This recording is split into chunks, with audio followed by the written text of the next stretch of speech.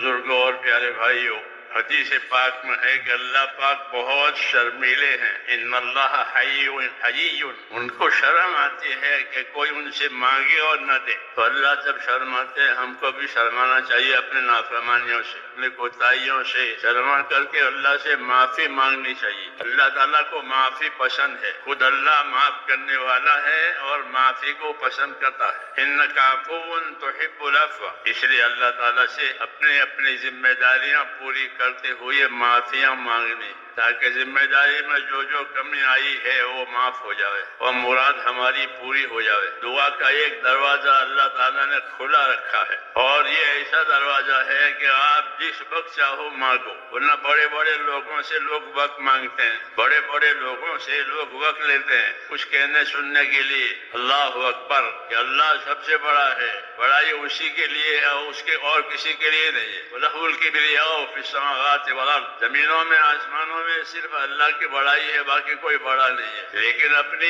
کبریائی اور بڑائی کے باوجود کہ اللہ کا لطف و کرم بہت وسیع ہے کہ کتنے گناہ لے کر کے آئے گا بندہ اور اللہ سے معافی مانگے گا تو اللہ معاف کر دے گا۔ اس لیے حکم ہے کہ کوئی اللہ سے نا امید نہ ہو۔ اللہ کا معاملہ ہمارے عملوں کے حساب سے نہیں ہے، ان کی اپنی ذات کے حساب سے ہے۔ اس لیے حکم ہے کہ اللہ تعالیٰ سے اچھا گمان رکھو۔ جابر بن عبداللہ فرماتے تھے کہ رسول صلی اللہ علیہ وسلم نے وفات سے 3 دن پہلے مجھ سے یہ فرمایا کہ جابر، ہماری موت اس حال میں آوے کہ تمہارا گمان اپنے پروردگار کے ساتھ اچھا ہو۔ اس لیے کہ اللہ تعالیٰ بندے کے ساتھ اس کے گمان کے مطابق معاملہ کرے گا۔ اس لیے ہم کو ہدایت دی ہے ہمارے نبی نے کہ اپنے پروردگار کے ساتھ اچھا گمان رکھو، کوئی نا امید نہ بنے، چاہے کتنا گنہگار ہو، 100 سال کا گنہگار ہو، وہ بھی اللہ تعالیٰ کا عفو درگزر ہمارے گناہوں سے بہت زیادہ ہے۔ ایک آدمی گناہوں سے تڑپ رہا تھا تو اسے فرمایا کہ یہ کہ